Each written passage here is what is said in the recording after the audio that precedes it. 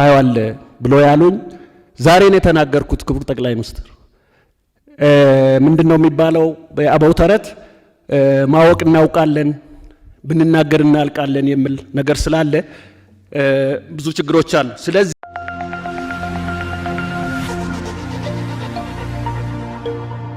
ልብ የሚያስደስት ዜና ሱቆትን በመሃል መርካቶ መኖሪያውን ደግሞ መሃል ፒያሳ ልናደርግልዎት ዝግጅት ላይ ነን። ነፋሻማ በሆነው አራዳ ፓርክ ፊት ለፊት ከ771 ሺህ ብር ጀምሮ ከባለ 1 እስከ ባለ 3 መኝታ ቀድመው ለመጡ ደንበኞቻችን እስከ 30 በመቶ በሚደርስ ልዩ ቅናሽ ለሽያጭ አቅርበናል። ከ3.6 እስከ 9.9 ሚሊዮን ብር ድረስ እጅግ ዘመናዊ አፓርትመንቶችን ከተለያዩ ፋሲሊቲዎች ጋር ለሽያጭ አቅርበናል። የባንክ አማራጭ ለምትፈልጉ ደንበኞቻችንም ተዘጋጅተን እየጠበቅን ነው። እንዲሁም የንግድ ሱቅ ፈላጊዎች በመሃል መርካቶ ተክለ ሃይማኖት እያስገነባ ነው በሚገኘው የገበያ ማዕከል ሱቅ ከነገበያው ለሽያጭ አቅርበናል። ለበለጠ መረጃ በ0945 24 14 17 ይደውሉ። ፓርቲው ወይም ደግሞ በእግዚአብሔር ስጦታም ሊሆን ይችላል አንድ ሰው ነው። ለዚህ ብለን ወጣቱንም አዛውንቱንም አሮግቱንም ንብረትን ማውደም የለብንም። ሰላም ሲኖር ነው አገራችን ውስጥ እንደዚህ አይነት ግድብን መገደብ የምንችለው፣ በግድቡም መጠቀም የምንችለው ሰላም ሲኖር ብቻ ነው። ሰላም ከሌለ ወዲያ ወዲህ ሮጦ ህዝብን አውኮ ወጣቱንም አሮግቱንም አውኮ አገር አቃጥሎ የሚመጣ ወንበር የትኛው ወንበር ላይ ለመቀመጥ እንደሆነ አይገባኝም። አገር ከተቃጠለ በኋላ አገር ከወደመ በኋላ ወንበር ውስጥ ጥቅሙ ምንድነው? ከህዝብ ጋር እስካልሆነ ድረስ ህዝብ እስከሌለን ድረስ አብሮን የሚሄድ ንብረትና ሀብት እስከሌለ ድረስ ወንበር ውስጥ ቢገኝ ምን ይጠቅማል? ስለዚህ በሰላም ጉዳይ ላይ ሁሉም እጅ ለእጅ ተያይዞ መነሳት አለበት። ሁሉም ለሰላም መዘመር አለበት። በሰላም ሁሉም ነገር ሊመጣ ይችላልና እቺ ሀገር ደግሞ ልክ እንደ ሌሎች አንዳንድ ሀገር አፍሪካ ሀገሮች ሁልጊዜ ወንበር የሚቀያየረው በጥይት መሆን የለበትም። የኔም ሆነ የፓርቲ እምነት ይሄ ነው። በሰላም ነው መቀያየር መቻል ያለበትና መሄድም ያለበት። ብዙ ቦታ ለማየት ሞክሬያለሁ። ካየኋቸው የሀገራችን አንዳንድ ክፍሎች እኔ በቅሬታ ማነሳው ቀደም ሲል 27 ዓመት ሲያስተዳድር የነበረው ፓርቲ ዛሬም እኔ ካላስተዳደርኩ አገሯን አቃጥላለሁ፣ አገሯን አጠፋለሁ፣ ህዝቡን አወድማለሁ ብሎ መነሳቱ ምን ለማስተዳደር እንደተፈለገ ድንጋዩን ነው እንጨቱን ነው ወይስ ዛፉን ነው ለማስተዳደር የተፈለገው ህዝቡ እስከወደመ ድረስ? ስለዚህ እኔ በሰላም ጉዳይ ላይ ሁሉም ፓርቲ ሁሉም ህዝብ አሮግት አዛውንት ወጣት ሳይቀር ስለ ሰላም መዘመር መቻል አለበት። ዛሬ ወጥተን መግባት የምንችለው ሰላም በአገራችን ሲኖር ነው። ዛሬ እኔ ባሌ ደርሼ መምጣት የምችለው ሰላም ካለ ነው። ኢሉባቡር ደርሼ መምጣት የምችለው ሰላም ካለ ነው። ይሄ ከሌለ የህዝብ መቆራረጥም ይመጣል። ህዝብ ወጥቶ ወደ ራቅ ብሎ ዘመዶቹን መጠየቅ የማይችል ከሆነ አገር ሊሆን አይችልም፣ መንደር ነው የሚሆነው። ስለዚህ ሁላችንም ስለ ሰላም መዘመር መቻል አለብን ለማለት ነው። በጣም አመሰግናለሁ። አመሰግናለሁ ክቡር ጠቅላይ ሚኒስትር። እኔም እንዳቶ ደረጀ የህዳሴ ግድብ የመጀመሪያው ምዕራፍ ውሃ ሙሌታችን እጅግ በጣም ደስ ካላቸው ኢትዮጵያን አንዱ ስለሆንኩ የእርሶም ጥረት ትጋት ስኬታማ ስለሆነ እንኳን ደስ አሉት እንኳን ደስ አለን ለማለት ፈልጋለሁ። ወደ ሐሳቤ ሲሄድ ከኔ በፊት የተናገሩት አቶ ደረጀ ስለ ሰላም ገልጸዋል። ግን ለምንድነው ሰላም ያጣ ነው መባል ያለበት ይመስለኛል። ለምንድነው አሁን ሰላም ያጣ ነው? የኢትዮጵያ ህዝብ ለ27 ዓመት ለውጥ ይፈልግ ነበር። እኛም እዚህ የተሰባሰብን የፖለቲካ ፓርቲ አመራሮች ለ27 ዓመት ለውጥ እያልን ብዙ ስንተጋ ብዙ ውጣ ውረዶች ውስጥ ነበርን። አንዳንዶቻችንም ከእስር ቤት በለውጡ የተፈቱ አመራሮችም አሉ። ከዛ በፊትም ብዙ ችግሮች ውስጥ ነው ያሳለፍነውና ዞሮ በብዙ ችግሮችም ውስጥ በብዙ እልቂቶችም ውስጥ ለውጡ እውን ሆኗል። ታዲያ ለውጡ እውን ከሆነ ለምንድነው ሰላም ያጣን? ለምንድነው ከችግሩ ያልወጣ ነው? ለውጥ ፈላጊ የኢትዮጵያ ሕዝብ እስከሆነ ድረስ ለውጥ ፈላጊ የኢትዮጵያ ፖለቲካ አባላት እስከሆኑ ድረስ ሁሉም በጋራ ለውጡን እስከፈለግንና ለውጡ እውን ከሆነ ለምንድነው ብለን ስንጠይቅ ሁሉ ጊዜ በአእምሮ የሚመላለስ ይሄ ነው። ቁልፍ ችግሩም እዚህ ላይ ይመስለኛል። ክቡር ጠቅላይ ሚኒስትር፣ በኔ ግምት በኔ እምነት እኔ አንድ በ2008 አካባቢ ላይ በኦሮሚያ የቄሮ ትግል በተጧጧፈ ጊዜ አንድ የኢህአዴግ ባለስልጣን የሆኑትን ሰው ተገናኝቼ ነበርና እንደዚህ ስለ ሰላም ጉዳይ ነው የምንነጋገረው ይቀርብ ነበርና እኔ አንድ የመሰለኝን ጉዳይ ነገርኩት። እንዲህ ቢሆንስ የሚለው ነገር ነውና ያ ሰው የህወሓት ከፍተኛ አመራር ናቸውና አሁን አንተ ኢህአዴግ ከስልጣን ቢወድቅ ይሄ ሀገር የሚሆን ይመስልሃል ወይ ነው ያሉ። ብዙም ተዳፍሬ መናገር አልፈለኩም። አይ ሀገር መቀጠል አለበት የሚል ነገር ሳነሳ ከ80 በላይ ሃይማኖት ያላት ሀገር እንደ አሸን የፈላ ሃይማኖት ባለችበት ሀገር ሰላም አይሆንም ታያለ ብሎ ያሉኝ ዛሬ ነው የተናገርኩት። ክቡር ጠቅላይ ሚኒስትር ምንድነው የሚባለው በአበው ተረት ማወቅ እናውቃለን ብንናገር እናልቃለን የሚል ነገር ስላለ ብዙ ችግሮች አሉ። ስለዚህ ለውጡ ከሆነ ለውጡን የገጠመው ችግርና ፈተናው ለውጡን በማይፈልጉ እና ለውጡ የመጣባቸው ኃይሎች እናም በለውጡ ውስጥ የተሰገሰጉ የለውጥ ሰዎች በሚመስሉ ኃይሎች ነው ሰላማችን ያጣ ነው። በጣም ይሄንን ስናገር እጅግ በጣም በዚች ባለፈው ካጫሉ ህልፈተ ህይወት በኋላ እንኳን እንደ ፖለቲካ አመራርም እንደ ኦሮሞነቴም ብዙ መረጃዎችን ስቀበል ስለነበረ ምናልባት መንግስትና የብልጽግና ፓርቲ አመራሮች የሚያዩት ወደ ውጭ ብቻ ሊሆን ይችላል።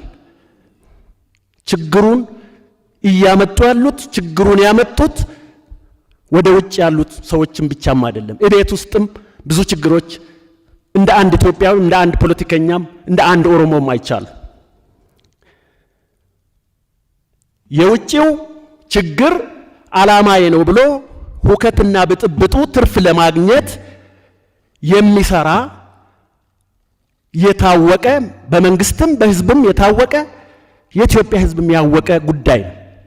ስልጣን ስላጣ ስልጣን ከእጁ ስለወጣ ኢትዮጵያ እኔ ካልመራኋት ሀገር አትሆንም፣ ብዙ ሃይማኖቶች አሉ፣ ብዙ ልዩነቶች አሉ፣ ያንን ልዩነት ተጠቅመን እንቀውጣለን በጠብጣለን የሚል ነገር እናውቃለን። በፊትም እሱ ነው እየሆነ ያለው። ነገር ግን ለውጡን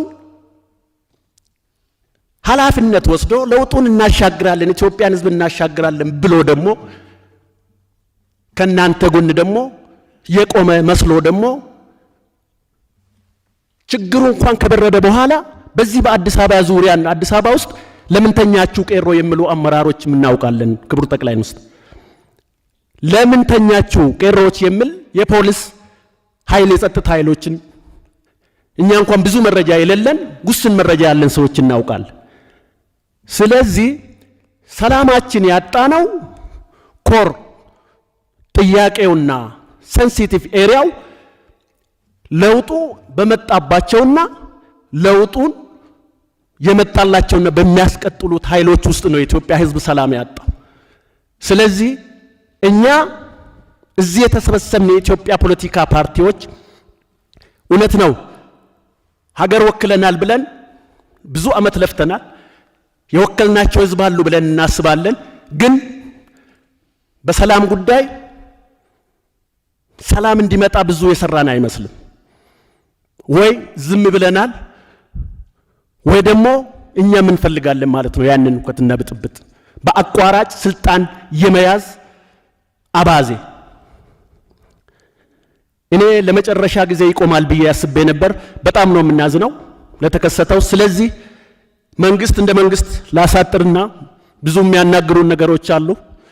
የኦሮሞ ተረት ሁንደን ዱበተኒ ዱግደን ዱንገተኒ ይባላልና መንግስት መንቃት አለበት። መንግስትን ስንወቅስ ነበረ፣ እውነተኛ ወቀሳ ነበረ፣ ህዝቡ ሲወቅስ ነበረ። ያስታውሱታል ክቡር ጠቅላይ ሚኒስትር 2 ዓመት በሙሉ መንግስት ተኝቷል የለም እንዴ እስከ መባል ደረጃ ደርሷል። ያስታውሱታል፣ እናስታውሳለን። ህዝባችን ትክክል ነበረ፣ የሚመጣውን አይቷል ማለት ነው። እኛም ጮኸናል። ለምንድነው ምርጫ በሌለበት ሰዓት በኦሮሚያ ውስጥ በበጋ ወራት አዋራ ተነስቶ ሀገር በማይታይበት ሁኔታ ሲቀወጥ የነበረው? የምርጫ ካምፔን የለም፣ የምርጫ ጊዜ ቀጠሮ የለም፣ ምንም ነገር የለም። እኛ ጥግ ይዘን ምንድነው የሆነ ያለው ብለን እኮ ጥግ ይዘን ፈርተናል። ፈርቷል እኮ ህዝብ ስጋት ውስጥ እያለ መንግስት አለኝ ብሎ እኮ ነው። የለውጡ መንግስት እኮ መንግስት ነው፣ ህዝቡ እውቅና ሰጥቶታል። በየአመቱ ሰኔ በመጣ ቁጥር ለምንድነው የምንቀብረው? ለምንድነው የምናለቅሰው? ሰኔ 16 በርሶ ላይና በጓደኞቹ ላይ ተጀመረ። በአማራ ክልል ላይ 2ኛው ሰኔ፣ 3ኛ ሰኔ በምንወደው አጫሉ ሁንዴሳ። ይሄ የኢትዮጵያ ህዝብ ያውቀዋል፣ ህዝቡ ያውቆታል፣ እኛም እናውቀዋለን። ስለዚህ እኔ በዚህ ጉዳይ ላይ ማሳሰብ የሚፈልገው እኛም እንደ ሀገር እቺ ሀገር እንድትቀጥል ከፈለግን የጋራ ሀገራችን እንድትሆን ከፈለግን እኛም ለሰላም ዋጋ እንክፈል።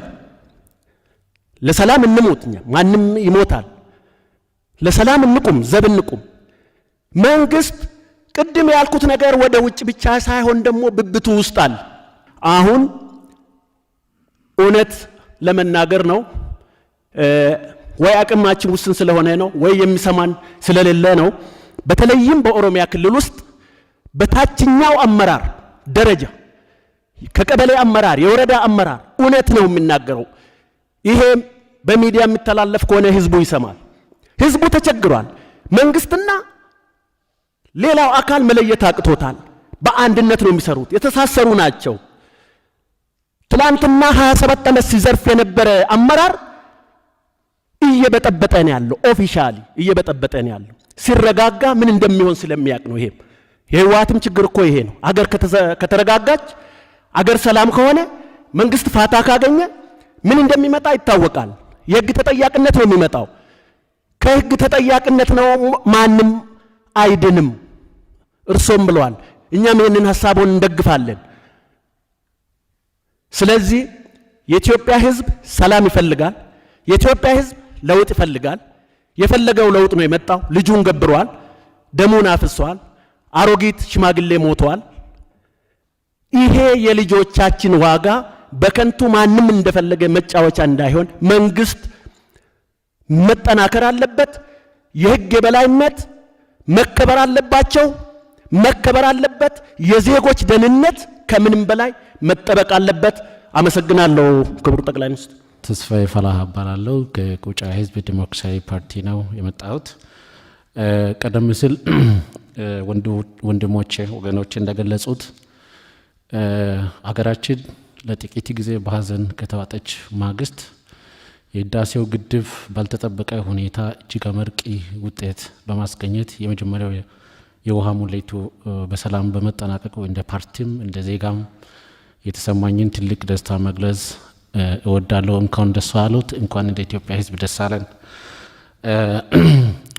የተነሱ ጉዳዮች በሀገራዊ ሰላምና በህዝብ መረጋጋት ጉዳይ የተነሱትን እንዳለ የተመሳሳይ ስሜት እየተጋራው ሐሳብን ግን ወደ ደቡብ ክልል ማዛወር ፈልጋል። ተመሳሳይ መንፈስ ተመሳሳይ አካሄድ በደቡብ ክልል እየተስተዋለ ያለውን በተለይ በመንግስቶትና በድርጅቶች መዋቅር ውስጥ በከፍተኛ አመራር በውክልና ጽሕፈት ቤትን እስከ ማስተዳደር ትልቁን የመንግስትና የህዝብ ኃላፊነት የያዘውን ጽሕፈት ቤት እስከ መምራት የተቀመጡ ከፍተኛ አመራሮች በህዝቡ አንድነትና ሰላም ዙሪያ የሚሰሩት አሉታዊ ተጽዕኖ እንደ ፓርቲም እንደ ዜጋም ግራ ያጋባን ይገኛል። በክልሉ እንደሚታወቀው በርካታ የማንነት ጥያቄዎች አሉ፣ የራስ አስተዳደር ጥያቄዎች አሉ፣ የቁጫ ህዝብ አለ፣ የወለኔ የተለያዩ የዶርዜ ጥያቄዎች አሉ። እነዚህ ጥያቄዎች ቀደም ሲል በነበረው በአስጨናቂው በአፋኙ ስርዓት ታፍኖ ለበርካታ ጊዜ የቆዩ ከመሆናቸው ጋር ተያይዞ ህዝቡ ያደረገው ተጋድሎና ሰላማዊ ትግል ከሌሎች የኢትዮጵያ ህዝቦችም ትግል ጋር በአንድነት ተጣምሮ ለለውጡ ሂደት የራሱን ጉልህ ሚና ተጫውቷል ብለን እናምናለን። ይሄ ህዝብ በተለይም ሰላማዊ ትግል በሰነድ በምሁራን በአርሶ አደሮች በአባቶች በሃይማኖት ተቋማት በሰላማዊ መንገድ የሚመራ የመብት ጥያቄ እንጂ የመንግስቶትን የለውጥ አካሄድ መቼም ቢሆን የሚደግፍ የሚቀበል እየተመኘ በመንግስቶት መዋቅር ውስጥ ባሉ ቀለባሾች የተቀለበሰውን ለውጥ ወደ ምድርቱ ወደ ህዝብ እናድርስ በሚል እንደ ፓርቲም የተዘጋጀ ነው የተዋቀር ነው መንግስቶትን ለመደገፍ እንጂ ከመንግስቶት ጋር ለመቀናቀን ከፓርቲም ጋር እንደሌላው ተፈካካሪ ለመሆን ሳይሆን ለውጡ ወደ ህብረተሰቡ ወደ ታች ወርዶ ክቡር ጠቅላይ ሚኒስትርን በሚዲያ በሀሳባቸው እንዲህ ፊት ለፊት ተቀምጠን የምንመለከተውን በፈገግታ የተሞላውን ፊቶትን ከቀበሌ ሊቀመንበር የማናገኝ ዜጎች ከቀበሌ ከወረዳ አመራር የማናገኝ ዜጎች ሆነን ተሰቃይተን ያለን ህዝቦች ነን። የሰላምና የመረጋጋት ጉዳይ ምናልባት ለፖለቲካ ተፎካካሪ ፖለቲካ ፓርቲዎች የሚተው አይደለም፣ ወደ ሌላ የሚቀሰር አይደለም። በመንግስቶትና በፓርቲዎች ስር የተሰገሰጉ እጅግ ሊፈተሹ በሚገባበት አመራር ላይ እንዳለው እንደ ደቡብ ክልልና እንደ አካባቢ ኮንቴክስት በተሰጠኝ በዚህ ብርቅ እድል መናገር መተንፈስ ፈልጋል። የማንነት ጥያቄ ዘመናትን ፈጅቶ በፌዴሬሽን ምክር ቤት እየታየ ባለበት በየው ደረጃው የሚነሱ ኃይሎች የጽንፈኞች የጠባቦች እንዲህ አይነት የተለያዩ ስም እየለጠፉ የከለ አጀንዳ እዛ የሚያራምድ እዚህ የሚሰራ እየተባለ በእጅጉ የህዝቡ ደህንነትና የመኖር ዋስትና አደጋ ላይ በወደቀበት ሁኔታ ብዙ ሰዎች በዚህ ሰዓት የኮሮና እንኳ ስጋት ባለበት እስር ቤቶች በደህና ሁኔታ መጠበቅ እንዳለባቸው ታራሚዎች በደህና ሁኔታ መጠበቅ ባለባቸው ጊዜ በደረቅ ፖሊስ ጣቢያና በማረሚያ ቤቶች ታጉሮ ያሉበት አገራዊና ብሔራዊ ትጋቶትን በዜሮ የሚያባዛ ጥረቶች በአካባቢ ኮንቴክስት እየተሰሩ ያየን ከማልቀስም አልፎ ያመናል። እንደ ዜጋም መኖር አልቻለም። ከዚህ ጋር በተያያዘ ቀደም ሲል የነበረው የማንነትና የራስ አስተዳደር ውሳኔ ሳይመለስ የክልል አወቃቀር ጥያቄ መጣበትና አንዱ የብሔር ተወካይ ምናልባት የብልጽግና ፓርቲ መሪ ስለሆነ የኔ ወገን በዚህ ካልተደራጀ ያኛው ወገን እዛ ካልተደራጀ እከሌና እከሌ ወደዚያ ካልሄደ እከሌን ደግሞ አግሊለ ነው ለብቻችን ካልገዘፍን በሚል አባዜዎች ክልሉ እየተናጠ ይገኛል። ይሄ መንግስቶት እየሰራበት መሆኑን ስለምናቅ ምንም እንትን የምንለው የለም። እንደ ፓርቲ ግን ስሜታችን መግለጽ እንፈልጋለን በዚህ ጉዳይ። ስለዚህ ክቡር ጠቅላይ ሚኒስትር እባክዎትን ለውጡን ተጠምተናል፣ እኛ በጋራ መስራት እንፈልጋለን። እኛ በማንም በመንግስት አመራርም ሆነ በድርጅቶ ወይ በመንግስቶ ላይ ልዩ ተጽዕኖ ለመፍጠር ሳይሆን በአጋርነት ትክክለኛ ለውጥ ወደ መሬት ወርዶ ያንን እያጣጣምን እንደ ዜጋ በጋራ የምንኖርባትን አገር ተጠምተናል፣ ናፍቀናል። ስለዚህ ድርጅቶች የምናስቀምጠው ጉዳይ አሁን ኢብን በተቀመጠው ክልሎቹ በእንዲህ አይነት በዋቀር ተብሎ ተጠንቶ የወረደው ነው ፓርቲያችን የደገፈው። የኦሞቲክ ህዝቦችን አንድነት ደገፍን። አይሆንም ስሉ እኛ ደገፍን። ለምን? የመንግስት አቅጣጫ ነው፣ የለውጥ አቅጣጫ፣ የአንድነትና የመደመር አቅጣጫ ነው። ግን ያንን ደገፋችሁ ተብሎ ታስረናል።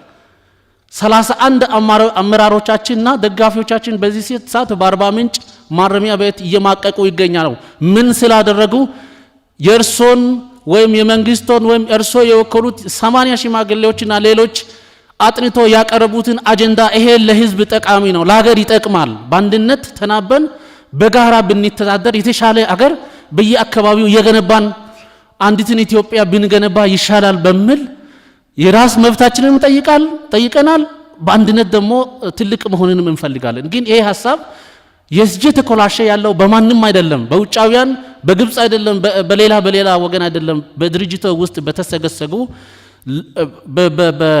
አዲሶ የለውጦት ምናልባት ወይን ጠጅ በአሮጌ አቁማዳ ስለተጨመረ መሸከም ያቃታቸው ህዝቡን እያተራመሱ ይገኛሉ። የዚህ ወቀሳና ገፈፍ ቀማሹ ግን መንግስቶትና ድርጅቶት ስለሆነ የባኮትን በደቡብ ክልል ላይ እየተዋስተዋለ ያለውን እኩይ የመንግስት አመራር አሰራርና በፓርቲዎቱ ውስጥ ተሰግስገው ያሉ ጽንፈኝነት የተላበሱ ዋልታረገጥ አመለካከቶችን እያራመዱ ያሉ አመራሮችን ሃይ የሚል አሰራር ቢኖር የፌደራል መንግስት በክልሎች ጉዳይ ላይ ያለው ግንኙነትና መስተጋብር ሪሊ ኮንፊውዝ እስከሚያደርገን ድረስ የተለያየ ሀገር በአንድ ሀገር ውስጥ እንዳለ እስኪሰማን ድረስ እየተፈጠሩ ባሉ ጉዳዮች ላይ መንግስቶት ትኩረት ሰጥቶ የቁጫንም የወለንም የዶርዝ የሌሎችንም ህዝቦች ጉዳይ የመብት የዜግነት ጉዳይ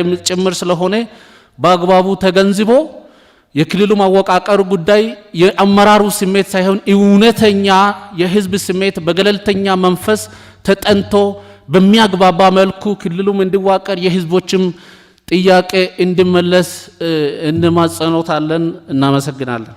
አዳነ ታደሰ እባላለሁ። የኢዴፓ ፕሬዝዳንት ነኝ። እንደሚታወቀው እንግዲህ ሀገራችን ባለፉት 2 ዓመታት ያለችበት ሁኔታ የተካረሩ የፖለቲካ ውጥረቶች የነገሰበት ሰላምና ደህንነት ወጥቶ መግባት ችግር የሆነበት ሁኔታ ውስጥ ነው ያለ ነው። ከዚህ አንፃር ለዚህ ሁሉ አይነት ውጥንቅጥ ውስጥ መግባታችን አንደኛው ሌሎች ሀገሮች በሚያልፉበት የሽግግር ሁኔታ ውስጥ በመሆናችን ሊሆን ይችላል። በሌላ በኩል ደግሞ የሀገራችን የፖለቲካ ኃይሎች የፖለቲካ ባህል ልምድ ማጣት፣ ተነጋግሮ ተቀራርቦ በሀሳብ ጉዳይ በድርድር በሰጥቶ መቀበል ችግሮችን የመፍታት የፖለቲካ ባህል ልምድ በማጣታችን ሊሆን ይችላል። ይሄን ካልኩ በኋላ እንግዲህ ቅድም ከመነሻዎት ደፋርም ካለ ታሰረብኝ፣ ቢሮ ተዘጋብኝ ብሎ የሚጠይቅ ካለ ይጠይቅ ብለዋል። እንግዲህ ደፋር ስለሆንኩ ብቻ ሳይሆን የነገም የከነጎዲያም የሀገሬ ሁኔታ ያሳስበኛል ብዬ ስለምፈራም ጭምር በወቅታዊ ጉዳይ ጋር ተያይዞ በፓርቲያችን ላይ የደረሰውን ችግር መናገር ፈልጋለሁ። በመጀመሪያ አንድ ግልጽ የሆነ አቋም አራምጄ መሄድ ፈልጋለሁ። ባለፉት 20 ዓመታት ፓርቲያችን በሰላማዊ ትግል ዙሪያ ምንም የማያወላውል አቋም ነው ያለው፣ ጽኑ አቋም ነው ያለው። የሰላማዊ ትግልን ስናራምድ የቆየ ነው ለቤተ መንግስት ስለቀረብን ወይም ከቤተ መንግስት ስለራቅን ብለን አይደለም። የሰላማዊ ትግል የምናራምደው ፓርላማው ወንበር ስላለን ስለሌለን ብለን አይደለም። ይሄንን ምለው ኢህአዴግ 100% ማሸንፎ በሰላማዊ ትግል ላይ ያለንን አቋም ሳንቀይር እዚህ ስለደረስን ነው። ስለዚህ ሰላማዊ ትግል በሰላማዊ ትግል ዙሪያ የማያወላውል አቋም አለን። በውህከት በብጥብጥ በአመጽ ዲሞክራሲያዊ ስርዓት ይገነባል ብለን አናምን። ይህች ሀገር